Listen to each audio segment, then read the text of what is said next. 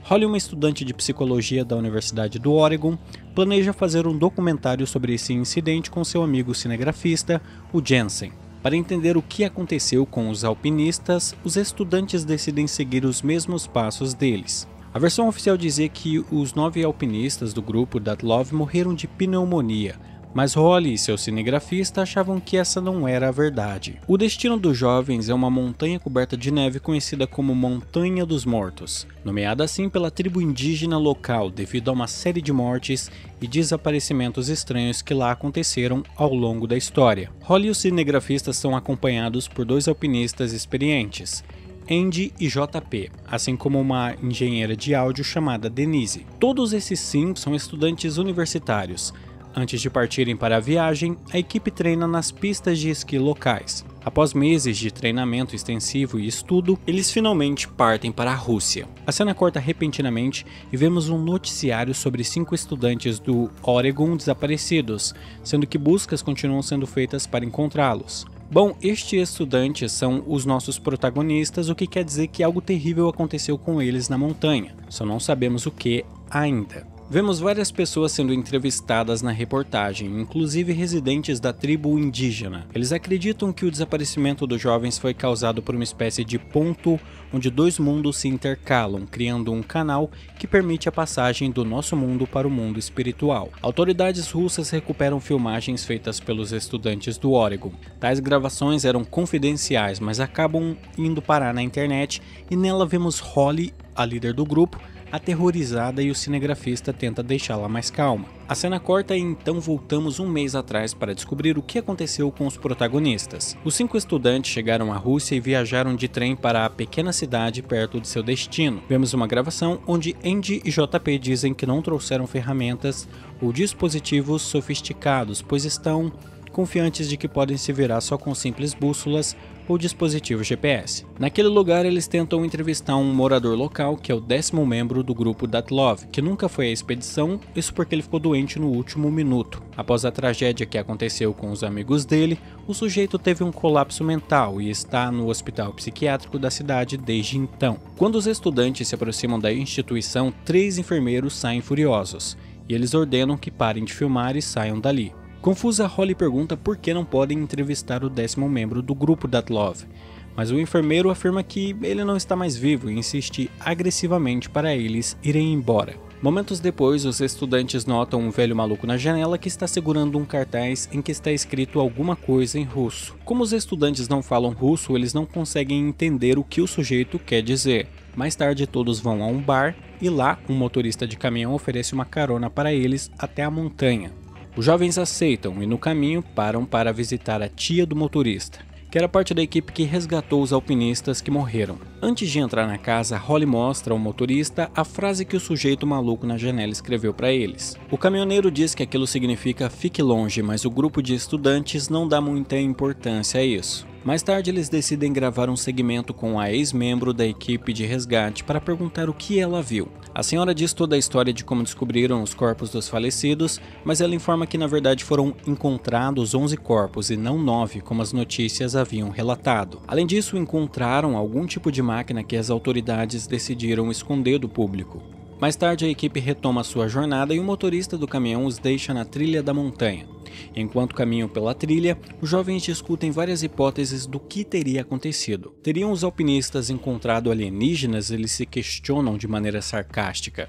Algum tempo depois, eles chegam à conhecida Montanha dos Mortos. Como o tempo está mudando rapidamente e ficando mais frio, decidem acampar e continuar a jornada na manhã seguinte. Mais tarde naquela noite, Holly se aproxima do cinegrafista, que está admirando o céu daquela paisagem desolada. Ele conta a ela que, uma semana antes da tragédia de Dyatlov, algumas pessoas avistaram um brilho laranja no céu. Os moradores pensaram que eram alienígenas, enquanto o governo explicava que eram apenas condições climáticas incomuns. Na manhã seguinte, nossos heróis descobrem pegadas estranhas ao redor do acampamento. Essas pegadas são maiores do que as humanas, mas o aspecto mais bizarro é que são pegadas de alguém que estava descalço. Porém, se alguém estivesse descalço nessa temperatura, os pés seriam congelados em apenas 10 minutos. O cinegrafista brinca que são pegadas do Yeti, mas Holly observa que os rastros aparecem em algumas áreas e depois desaparecem de repente. como se estivessem saindo voando ou algo assim. Ainda assim, Andy e JP suspeitam que Holly esteja pregando uma peça neles, fazendo as pegadas à noite enquanto eles dormiam. Eles retomam a jornada até que ouvem um barulho estranho e encontram mais pegadas como as anteriores. Todos estão aterrorizados e, para piorar as coisas, encontram uma estação meteorológica abandonada, sendo que lá dentro havia uma língua humana cortada. Chocados, eles decidem parar por um tempo. O cinegrafista conta a Holly sobre algumas montanhas na China que produzem um som de baixa frequência que enlouquece humanos e animais. Ele diz que ouviu esse som quando criança perdido na floresta e agora ele sente que está revivendo aquilo. Holly compartilha com um amigo os sonhos que teve a vida toda, nos quais apareciam essas montanhas e uma porta levando apenas à escuridão. Para ela, o destino os trouxe àquele lugar para desvendar o enigma juntos. Pouco depois, eles continuam a caminhar e finalmente chegam à passagem Dyatlov, o lugar onde os 9 alpinistas faleceram. Eles decidem parar e acampar ali. Holly marca os lugares onde os corpos dos alpinistas foram encontrados e conta que alguns deles morreram de maneira incomum, com crânio e costelas fraturados, mas sem hematomas no corpo. Andy e JP afirmam que chegaram aqui mais cedo do que pensavam, o que é muito estranho. De acordo com seus cálculos, deveriam ter chegado por volta da meia-noite. Além disso, o GPS passa a se comportar de maneira estranha e a bússola aponta para a direção errada. Andy e JP recomendam que saiam deste lugar sinistro e acampem em outro lugar onde o GPS e a bússola funcionem. No entanto, Holly enfatiza que precisam fazer isso pelo documentário e os convence a ficar naquele lugar pelo menos esta noite. Mais tarde naquela noite, Holly e o cinegrafista verificam os níveis de radiação da área. Holly acha uma pedra coberta de neve e decide investigar. Ela arranha a superfície e descobre uma estrutura estranha, como uma porta. A porta é feita de metal e está trancada por fora, como se estivesse escondendo algo muito importante lá dentro. Holly tenta abri-la, mas o cinegrafista diz que é muito perigoso e eles não deveriam arriscar. Mas a jovem diz que esta é a razão para estarem ali e o convence a ajudá-la. Após algumas tentativas, eles percebem que não teriam muito sucesso e decidem tentar novamente no dia seguinte. No entanto, os dois escondem isso dos colegas para não assustá-los. Quando voltam para a fogueira, vemos que Denise e Andy decidem ir juntos para a mesma barraca, possivelmente porque queriam jogar Uno a sós. Na manhã seguinte, ouve-se barulhos estridentes e assustadores. Todos saem de suas barracas e ficam aterrorizados ao ver uma avalanche se aproximando. Eles correm por suas vidas, mas a avalanche é avassaladora e acaba matando a engenheira de áudio. Andy também foi atingido pela avalanche e acabou quebrando a perna.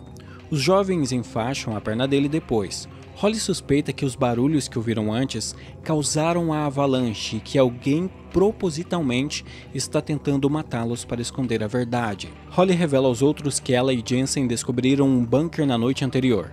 Os outros ficam irritados porque poderiam ter se escondido lá em vez de ficar do lado de fora. Eles decidem usar a arma de sinalização e notam este tom alaranjado no céu, e isso os remete à descrição de como o céu estava alaranjado na semana em que ocorreu a tragédia de Dyatlov. As autoridades culparam as condições climáticas, mas na verdade os 9 alpinistas russos pediram ajuda usando uma pistola de sinalização ou algo assim. Depois de algum tempo, eles avistam 2 homens se aproximando. Andy e seu amigo, sendo mais experientes, notam que eles não têm mochilas com suprimentos, o que quer dizer que não estavam ali por acaso. Eles acreditam que os 2 homens foram enviados para matá-los. Andy diz aos outros para fugirem. Como ele estava com a perna bastante ferida, os amigos tiveram que deixá-lo para trás. De repente, os 2 estranhos começam a atirar neles. Andy é atingido na cabeça e o resto do grupo corre para o bunker, em busca de abrigo. JP é atingido ao abrir a porta, mas mesmo ferido ele consegue entrar no lugar, assim como Jensen e Holly. Eles fecharam a porta e em seguida ligaram um interruptor que acende a luz, o que lhes mostra que estão em um túnel. Agora precisam encontrar outra saída. Ao avançarem mais fundo, o trio acha uma espécie de laboratório militar. Eles encontram arquivos e documentos relacionados a estudos de teletransporte humano. JP, ferido após ser alvejado, não pode se mexer, então Holly e o cinegrafista decidem procurar uma saída e voltar para buscá-lo mais tarde, com ajuda. Passeando pelo laboratório, eles encontram um folheto contendo os registros de soldados russos, cada um marcado como morto em combate. Provavelmente foram mortos porque viram algo que não deveriam. Eles encontram uma cela de metal com ganchos de carne e um pouco de sangue no chão. Também se deparam com um soldado morto cuja língua está faltando. provavelmente a língua que encontraram antes. De repente ouvem um barulho e vão investigar. Eles entram nessa sala onde descobrem uma câmera igual a deles, mas o Jensen ainda está com sua câmera em mãos que ele está usando para filmar tudo neste exato momento. Então como isso é possível? Além disso, ao olharem as gravações, os dois percebem que ali estavam as mesmas imagens que filmaram até agora. JP começa a gritar e os dois vão verificar o que está acontecendo. Eles encontram dois mutantes tenebrosos que começam a atormentá-los. Os mutantes se movem rapidamente, como símios, de um lugar para o outro. Quando tentam atacar os mutantes, as criaturas desaparecem e reaparecem em outro lugar. No entanto, os mutantes não parecem estar com a intenção de machucá-los, e sim de forçá-los a entrar em outra sala. Holly e o cinegrafista entram no lugar e fecham a porta e se veem em uma espécie de caverna. Eles exploram mais, e ao jogar uma pedra, Holly percebe que é um portal. Eles encontram desenhos primitivos de tribos antigas que provavelmente tentaram usar o portal milênios atrás. Sem outra saída, os dois decidem entrar no portal porque, se voltarem para o bunker, irão dar de cara com os mutantes, o que não parece ser uma boa decisão. Eles entram no portal e num instante surgem do lado de fora, inconscientes. Soldados russos aparecem e descobrimos que os jovens voltaram para o ano 1950, quando os corpos dos 9 alpinistas foram encontrados. A mulher que aparece na cena é, na verdade, a tia do motorista de caminhão que afirmou antes que a equipe de resgate encontrou 2 corpos desconhecidos, além dos 9 alpinistas do grupo Dyatlov. Os militares trazem os 2 corpos encontrados para o laboratório militar. Eles tiram as roupas de ambos e os colocam pendurados em ganchos. Finalmente temos a confirmação de que são Holly e o cinegrafista, porque a criatura tem a mesma tatuagem que Holly, que é uma espécie de asa, sei lá. Tudo indica que os russos descobriram esse portal do tempo e queriam usá-lo como uma arma durante a Guerra Fria. Eles enviaram várias pessoas pelo portal e descobriram que os indivíduos se transformavam em mutantes após a travessia, o que explica porque os personagens encontraram esqueletos humanos assustadores antes. Eventualmente, os russos encerraram os experimentos e esconderam aquele portal do mundo até que Holly e o cinegrafista o descobriram. Isso explica porque 2 homens, possivelmente do exército, foram enviados para matar quaisquer visitantes que se aproximassem do portal do tempo.